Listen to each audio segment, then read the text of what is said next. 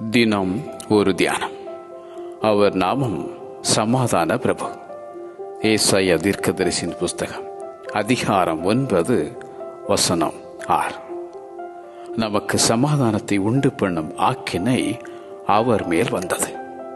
அவரே சமாதான காரணர். சமாதானத்தை உங்களுக்கு வைத்து போகிறேன், என்னுடைய சமாதானத்தையே உங்களுக்கு கொடுக்கிறேன் என்றார். உலகம் கொடுக்கிற பிரகாரம் நான் உங்களுக்கு கொடுக்கிறதில்லை.